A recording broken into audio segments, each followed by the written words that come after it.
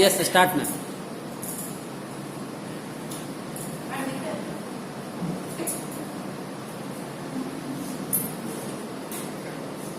afternoon, everyone. Present here today, I have come up for yet another very inspiring subject, that is holistic education and the role of teachers in it.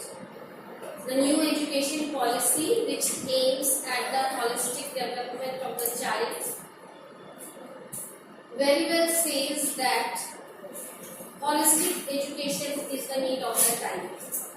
So now we are going to discuss what do we actually mean by holistic education. First of all, let me come up to you. What is education? Education is not just filling the buckets, but it is lighting a fire. In the sense, I would say that just filling the buckets with the knowledge, filling the mind with the knowledge is no education at all, until and unless we are able to ignite the minds. Then only the education is a complete one, a holistic one. You might have heard a saying by Aristotle that educating the mind without educating the heart is no education at all. The same implies here in the holistic education also. Holistic education is to cultivate a development in the child in all aspects, be it physical, emotional, moral, psychological and spiritual. In all, we can, in short or in a very easy line, I can say that it aims at the all-round development of the child. The development in all the areas, not only just the academic development, but it means development in physical, moral, cognitive development, intellectual development, moral and spiritual development as well. So you can see here, what is holistic education? Slightly defined, holistic education is a comprehensive approach to teaching where educators seek to address the emotional, social, ethical and academic needs of the students in a very integrated learning format. Where children go to school today just to learn the bookish language is not enough for the education. Education should be tailored in such a way that it should touch all the areas. It should combine with all the aspects, that is for the development in all the aspects of the child. Not only just reading the books and gaining knowledge is enough for the child. We all know that education is the manifestation of the qualities which are already present. We just need to polish the areas. We just need to make them to rise in all the areas where they can work in all the aspects, work together. The style should be and in the integrated learning format. Integrated learning format means not only just reading the books and gaining the knowledge. It should be in such a way that some or other aspect is also developed with it. So the next slide. I would say the purpose is not to produce just scholars, technicians or job hunters. The purpose of education should not just to develop scholars or just to develop the job hunters, but it should be in an integrated format where a man becomes free from all the fears. He is developed in all the areas. So, holistic education aims at helping students to be most they can be. Abraham Maslow referred to this as self-actualization. Until and unless a student gains the self-actualization, he is not educated. Just holding the books and getting the degrees is not just education. So education with a holistic perspective is concerned with development of every person's intellectual, emotional, social, physical and spiritual potentials. Everything should be developed. Then only the education is a holistic one. The new education policy, it is clearly mentioned there, the aim should be, and it should be integrated, our education system should be integrated in such a way that it aims at the holistic development of a child. So here you can see what are the key elements of holistic development. When I talk about intellectual, emotional, social, what do I mean really? What are the key elements? The language, you can see how we can develop it.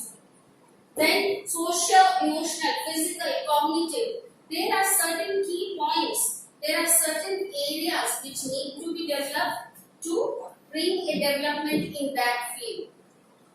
If we talk about language, you can see that it's not there.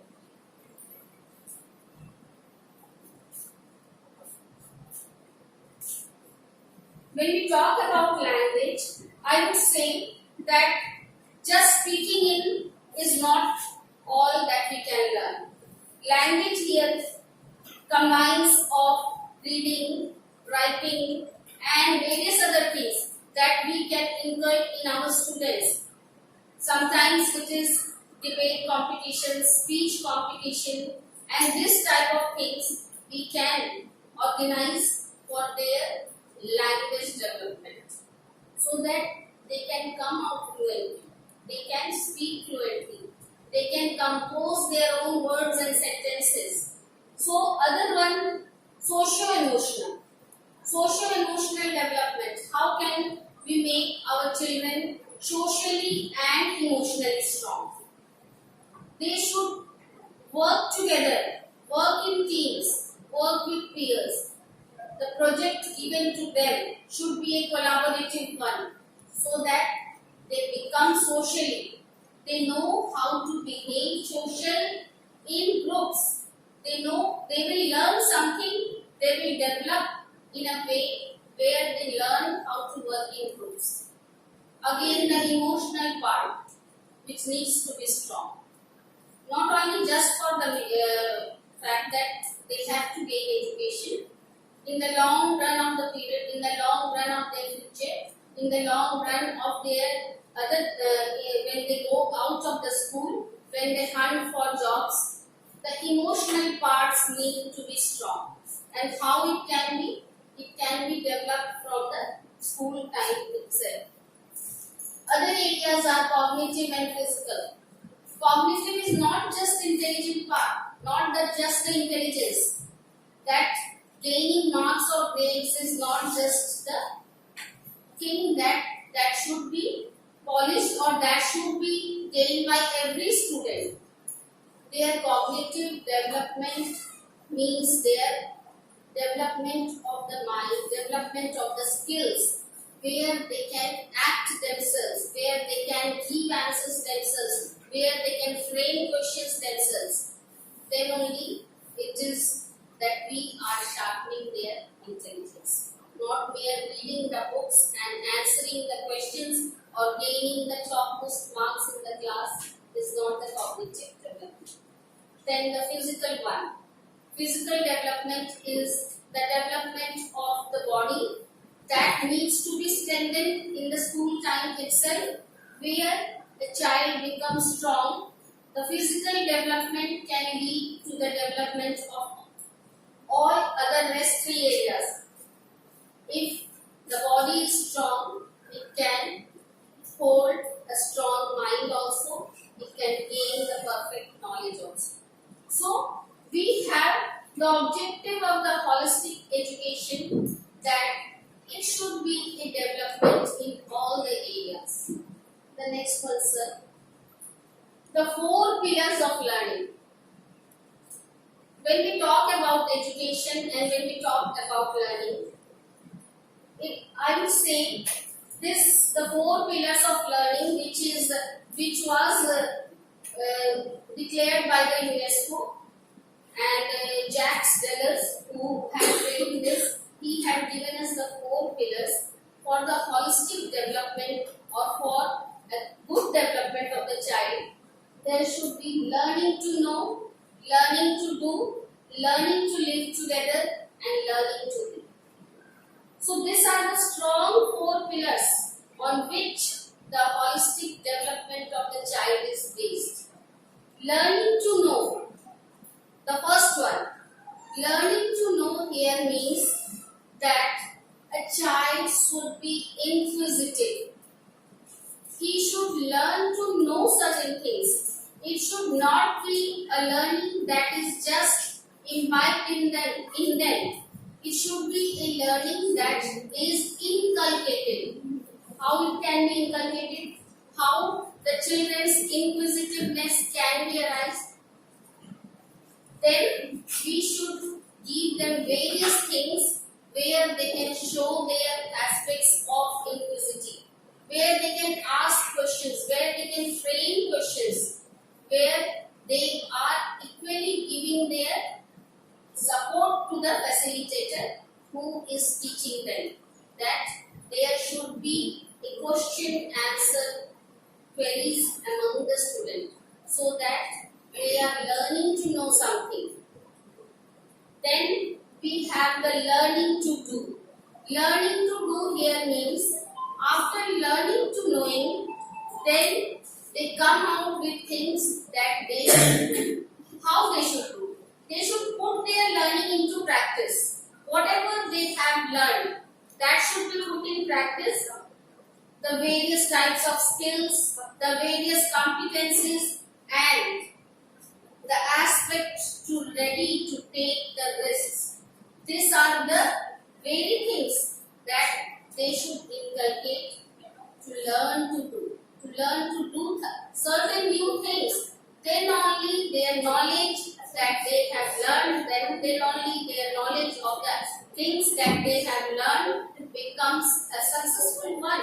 When they are ready to do it, when they are ready to take up things, when they are ready to take up projects, when they are ready to learn better skills and ready to take up risks in their life. Then we have learning to live together. Learning to live together is in the other way we can say that it is the social development where children learn how to live together, how to work in groups, how to respect others, and how to behave properly in groups. Then we have learning to be. Learning to be, that is the overall development of one's personality. After gaining knowledge, after doing things, after becoming something, then you are at the final stage where you have become something and you are developing your personality. This is learning to be. And then we have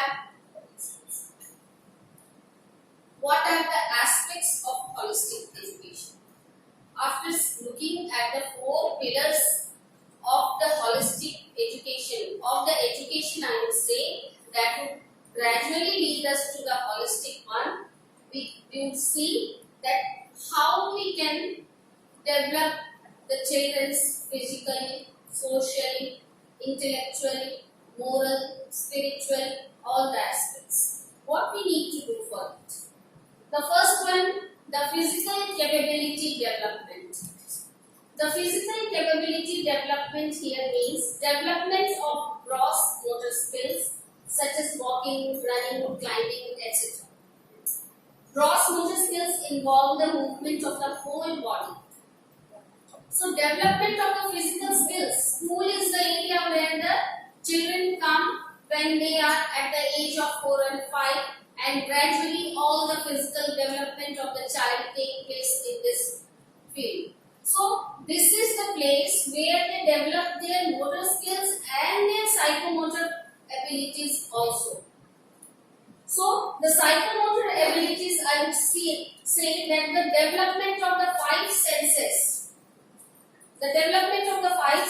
that is sight, touch, hearing, listening, this all abilities the child develops in this area. This is not that when they come to school, they are at the age of 5. When they gradually grow up, when their age grows up, these all abilities need to be developed. These all abilities need to be polished where they can ultimately become a physically capable one. So physical development is the first thing we should notice, that it happens in every child. Then comes the second one, we have intellectual capability and cognitive ability. As I told you earlier, that education is not just filling the buckets, it is lighting a fire. So intellectual capability and cognitive ability, that needs to be sharpened, that needs to be polished. How? Development of the abilities to learn from information and experience. This involves learning from data and information, learning from doing and acting. So how can we make them intellectually sharpened? How can we polish this area? By making them to learn from the data and information, and not only that, making them doing it by doing certain activities, not just by reading the books. Doing what they are reading, trying to do it practically. Then only their intellectual capability will grow. Then development of abstract thinking abilities. Thinking ability should also be developed. How? By understanding and thinking about concepts, ideas, principles, and objects which are non-verbal or physically present. Talk about it, discuss about it, and then make them think about it. They should come up with their own ideas, their own concepts. They should share with the teachers. May it be non-verbal or something which is physically present. Then development of comprehension abilities. Comprehending the text. Yet another thing to sharpen their intellectual ability. Whatever they have learned, whatever they have been taught, try to comprehend it. Ask them whether they are able to reply it, whether they are able to understand what we are teaching. This is how we can make them strong with their intellectual capability. Because comprehending what they have learned is a type of thing that we can test their intellectual ability. Some students are like that. They are just listening to you very carefully, and their minds are somewhere else.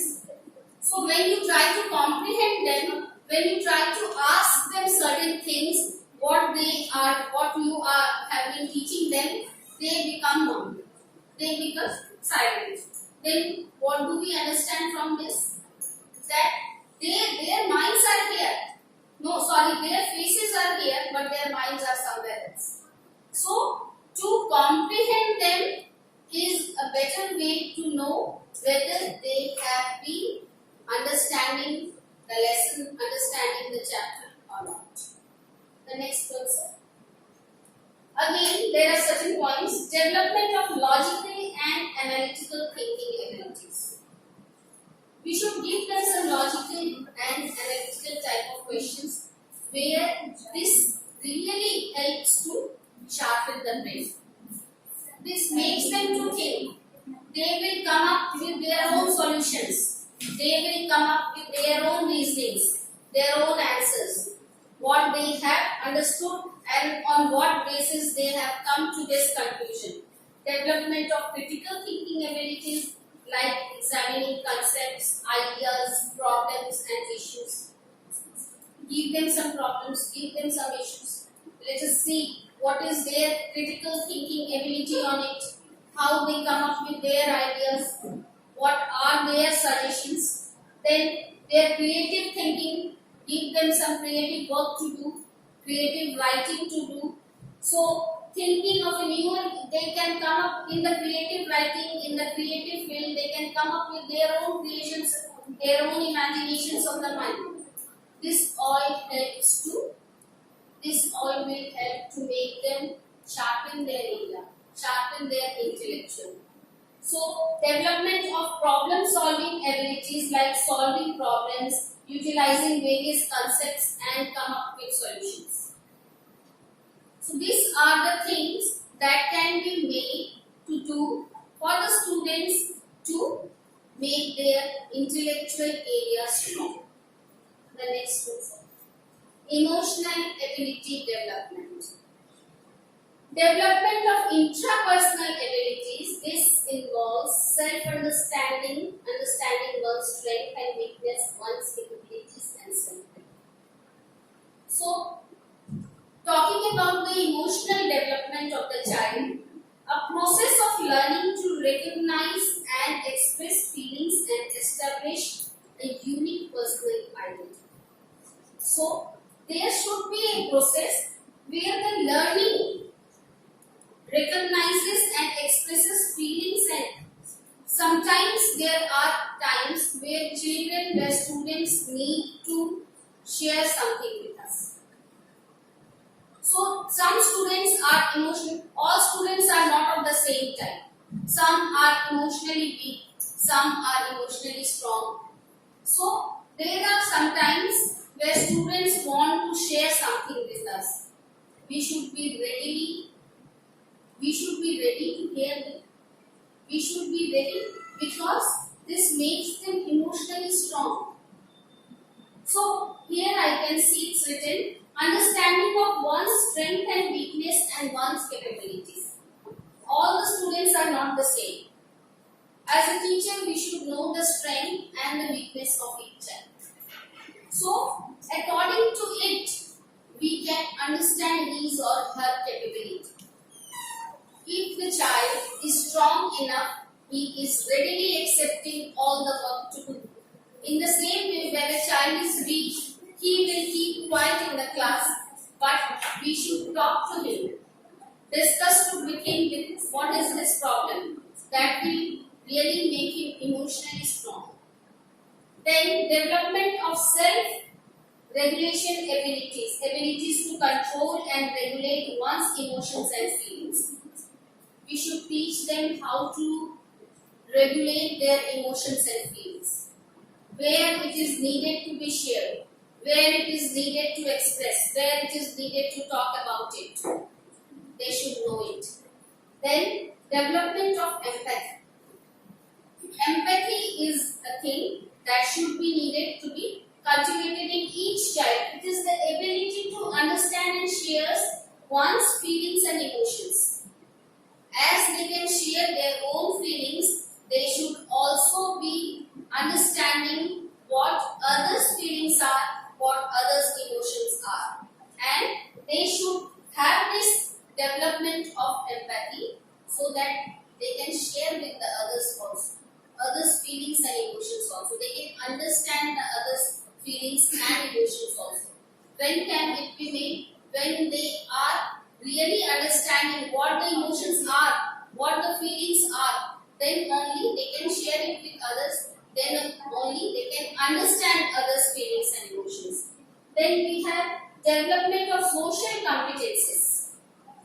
This involves abilities to interact and communicate with others, working in team, coordination and cooperation. So, the social theme I told you earlier also, where children learn how to work in team, how to grow together, how to work together, how to stay together. These are working in a team and coordination. The coordination and the collaboration. These two things needs to be inculcated in every child. To sit in a classroom, it is also a team of students where they should learn how to behave. how to remain in the classroom among the other students, how to work collaboratively. We should give them project work. We should give them teamwork. We should divide the classes into groups and give them certain works where they will understand, they will understand what the social competences are, how they need to work in groups. This will enhance their social part also. Now the next one. Social skill development. The same thing I was talking about. The aim of teachers and counselors in holistic growth is to chart out every child's individual capabilities and compare their abilities to the norms of the child of their age. So, in a classroom where the students are sitting together, they are normally of a same age group. There they should be taught how to learn together to grow. How they should chart out every child's individual capabilities and compare their abilities to the norms of the child of their age. We should compare their abilities. When each child is of a certain age, their abilities are also the same. Some are readily accepting it, ready to take it, others are not ready to take it. So this should be inculcated in the child where they readily accept the social capabilities, where they are readily accepting to work in groups, where they are readily accepting to work as a team.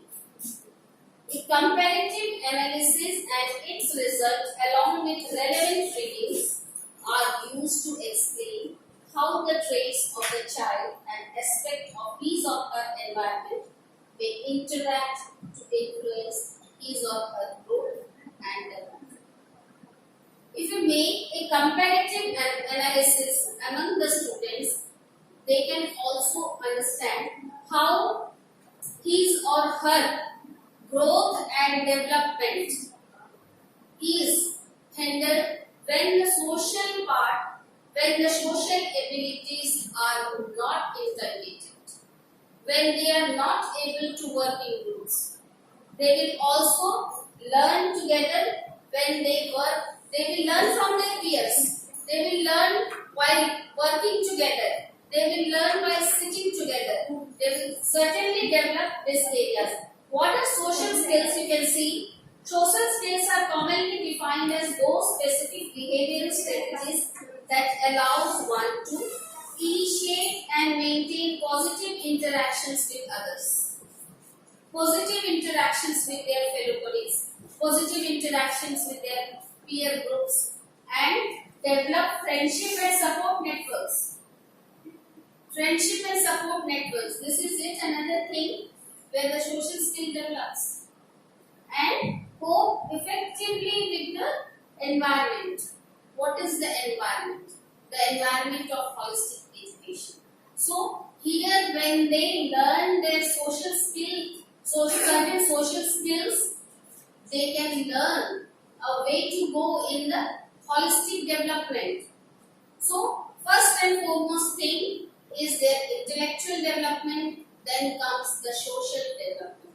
Intellectual and cognitive development, and then comes the social development. Now, apart from this, one which was left is spiritual and moral development of a child. So, education is not complete until and unless a child gains the spirituality and morality, which is inculcated in the school life itself. By spiritual and moral development, I would say that it includes the development of the beliefs in them, whether it is religious or not, understanding the feelings and emotions, whether they have some morality. Morality includes principles, attributes and behaviors. So this should be gained in the child in this stage itself, where they have a long way to go. These principles, moral things and the attributes of behavior and the values, it is instincted in the child in the school age only.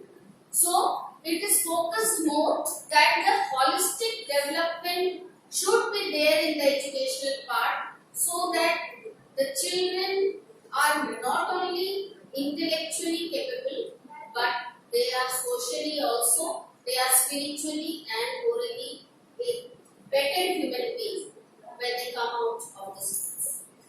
Then we have holistic education methods. What are the methods? When I talk about it, the different methods of the holistic education, where I have already told you that holistic education in simple words can be defined as the all-round development of a child. So now we look to the methods. What is the first one, where we can say how we can make them all-rounder in all the fields. We can come up with experiential learning.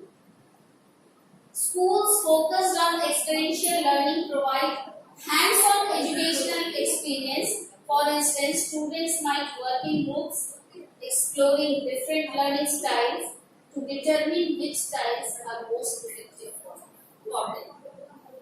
Experiential learning, it is a learning which provides hands-on educational experiences. The different type of experiences we can provide them with, where they can choose their own style which suits them and which is most effective for them. The different experiences we can provide them with, the various learning styles we can provide them with. All the child are not of the equal style. Some are weak, they can hold on with the style they can very well adopt, and the others can hold on with the other styles. So we have to give them the various experiences and the various aspects where they can explore their different learning styles and determine which style is most effective for them. Here we can see that there is given acting, experiencing, thinking, then reflecting. Whichever field they are on, that should be given to them. That should be inculcated in them. That should be developed in them so that they can adopt it easily. The next one, self-guided learning. By self-guided learning, what I mean to say is self-guided educational environments, teachers allow students to learn at their own pace and their own style that best suits them. All students are not learning at the same pace. Some are very intellectual, some are mediocre, and others are slow learners. So, teachers should allow the students to learn at their own pace, in their own style that best suits them. We have to develop an inclusion in the class where we have to take all the children together. But when we talk about self-guided learning, we have to keep in the mind about every student's capabilities also. Everyone cannot take up all the work at the same pace. So, we need to guide them. The self-guided culture allows for personalization to mitigate the inadequacies of one-size-fits-all learning models. Sometimes, we have to personally design our teaching in that way that it fits all the learning models, all the students. That the one type of delivery which I am giving in the class, that is understood by all the students. So, that is self-guided learning. We have to guide them to take up certain steps in which they can abide, in which they can understand, in which they can adopt it easily. So, this is self-guided learning. The next, community schools. Community schools are based on the idea that people find meaningful connections with their community. The connections with their community and teacher partner with community members including families, residents, organizations and officials to provide integrated support and expanded learning opportunities including after school and summer activities. So we all have seen, we also have organized a summer program. So that was what? The community type of learning, where children are readily taking up and they are having certain learning opportunities, and we can say art integrated type, where the children are happily adopting that learning opportunities including, and it is not necessary that the community school comes from the school itself. It can be through certain organization, it can be in the family, it can be of various teaching partners sitting together. So it is a tailor-made program where the children are readily accepting the things and easily understanding it. Then we have the next one. Interdisciplinary courses. Apart from education, we have interdisciplinary courses.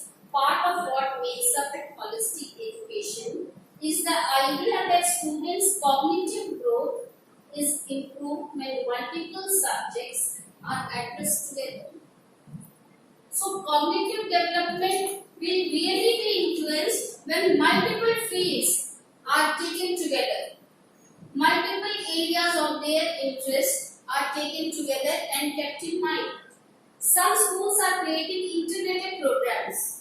Some schools are having integrated programs where tailor-made subjects are like where the different areas are combined together. And some schools are creating integrated programs where teachers from different disciplines come together to teach thematic courses that addresses issues from multiple perspectives. So different discipline teachers, a single teacher cannot do that. These different discipline teachers sit together. A tailor-made integrated type of subject, a tailor-made subject is created where the various disciplines, the various interests of the child is kept in mind and it is given to them so that they can enjoy it, they can learn from it.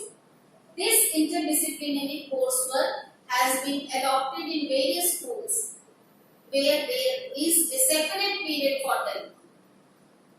And the next one. Now we have the teaching strategies. What the teachers need to do for the holistic development of the child. What we as a facilitator, what help we can provide them, how we can guide them in the path where they are holistically developed. The first one is strong student-teacher relationship. The student and teacher, the relationship between the student and teacher should be strong enough. Strong in the sense a teacher should know the student very well, his strength, his weakness, where a student stands, what are his capabilities, what is his cognitive ability, what part he can do it very well. When teachers are able to form strong bonds with students, performance and engagement is positively impacted. At risk, students have a higher chance of success when they feel safe and nurtured. When the student has a strong relationship with teacher, they feel very safe, they feel nurtured, and they are readily accepting the things and they are sharing the things with the teacher where they can talk about their weakness also, where they can share with the teachers what are their problems. So there should be a special bond. The students should not always be frightened with the teacher or he is unable to speak in front of the teacher whatever his problem is. It should not be like that. Then teachers can foster strong relationship by responding to students' strengths and needs and by acting in a culturally sensitive manner.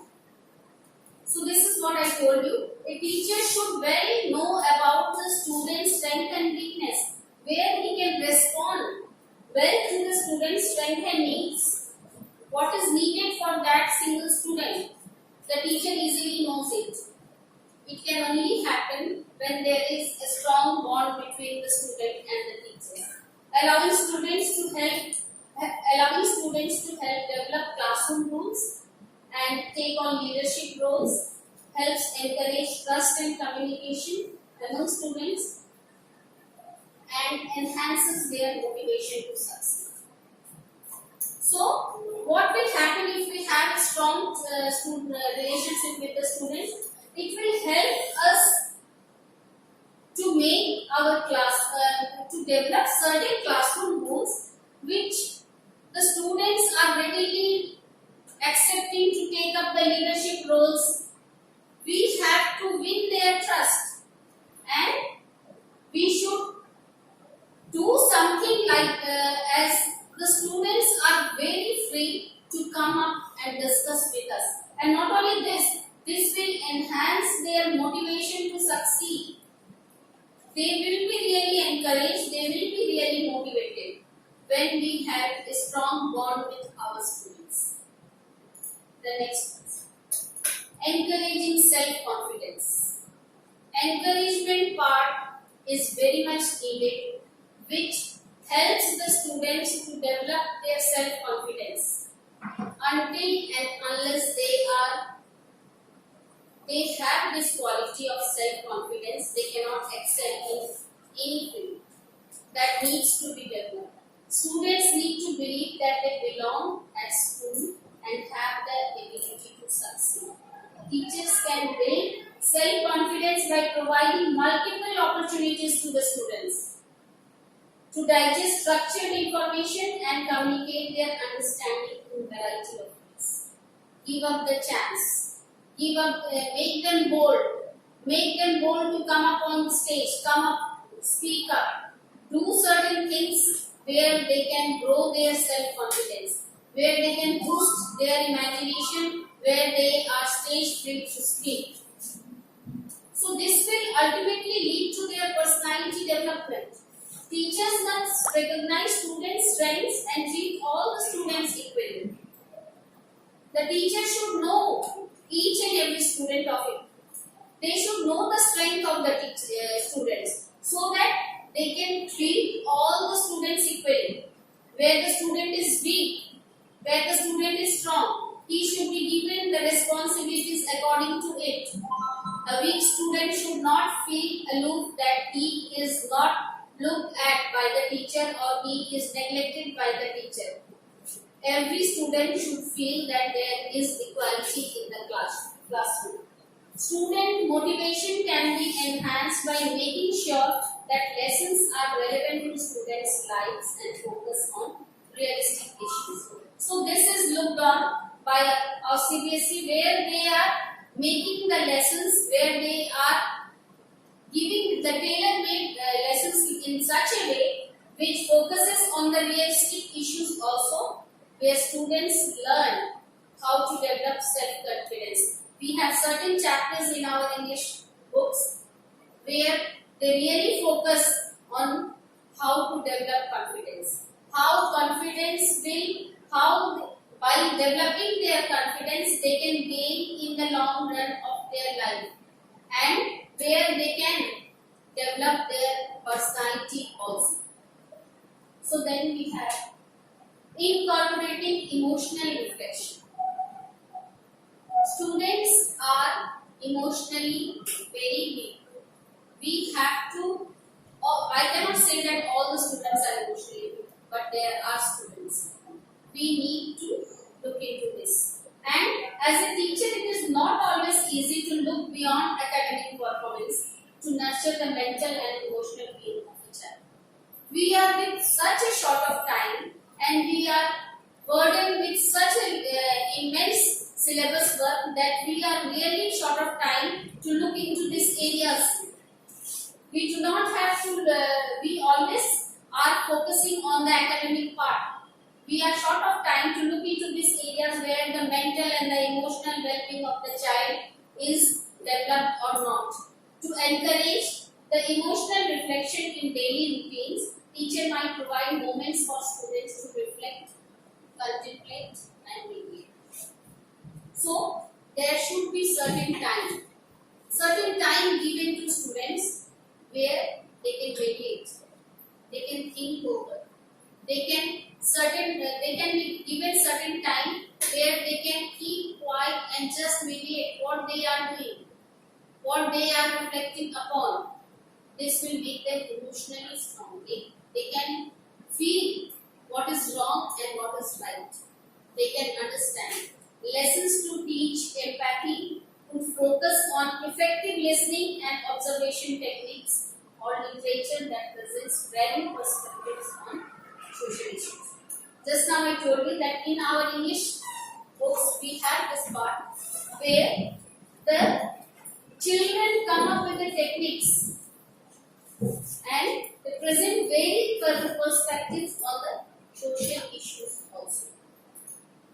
So this needs, the emotional part also needs to be developed. So till now we have seen that how we can make them socially strong, intellectually strong, spiritual and the moral part, and the last one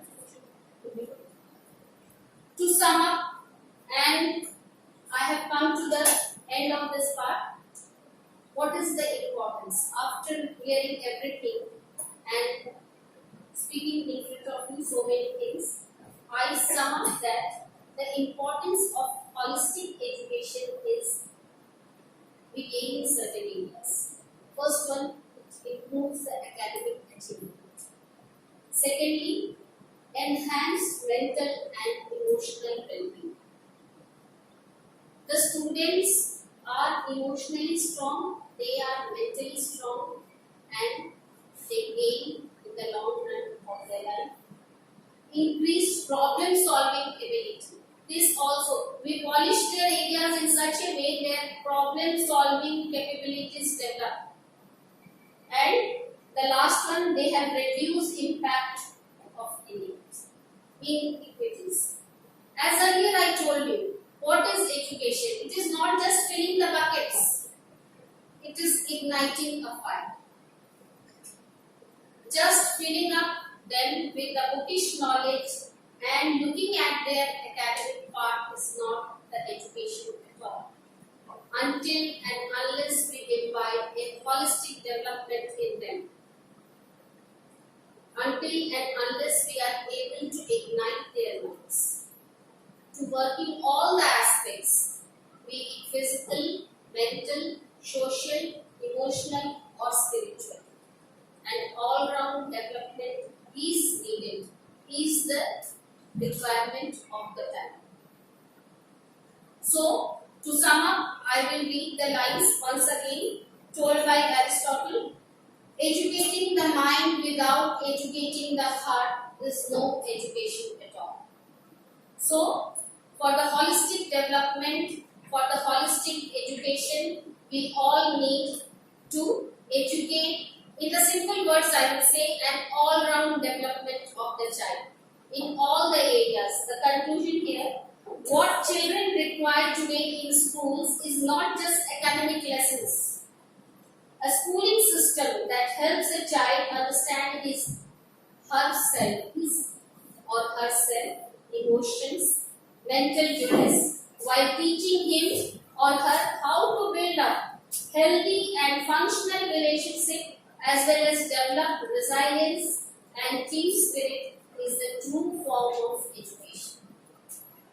So, until and unless we are able to develop these qualities in the child, where he can become one of the known citizens of our country, not only just educated and gone out of the school, until and unless he is something, he grows out to be something, then only in all means we can say that we have provided a holistic